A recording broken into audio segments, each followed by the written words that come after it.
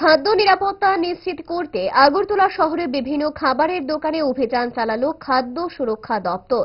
বুধবার খাদ্য সুরক্ষা দপ্তর পরিচালিত এই অভিযানে নেতৃত্ব দেন দপ্তরের ইনচার্জ ডক্টর অমরতিয়া দেবনাথ সহ অন্যান্য আধিকারিকরা। অভিযান চলাকালীন শহরের একাধিক হোটেল, রেস্তোরাঁ এবং খাবারের দোকান পরিদর্শন করা হয়। খাদ্যের গুণগত মান, পরিচ্ছন্নতা, রান্নাঘরের পরিবেশ এবং খাদ্য সংরক্ষণের পদ্ধতি খতিয়ে দেখেন আধিকারিকরা। পাশাপাশি দোকানদারদের খাদ্য সুরক্ষা বিধি কঠোরভাবে মেনে চলার নির্দেশও দেওয়া হয়। দপ্তরের পক্ষ থেকে জানানো হয়েছে, সাধারণ মানুষের স্বাস্থ্যের কথা মাথায় রেখে ভবিষ্যতেও এই ধরনের অভিযান নিয়মিতভাবে চালানো হবে। খাদ্যে ভেজাল এবং অস্বাস্থ্যকর পরিবেশ রুখতেই প্রশাসনের এই উদ্যোগ বলে জানানো হয়েছে।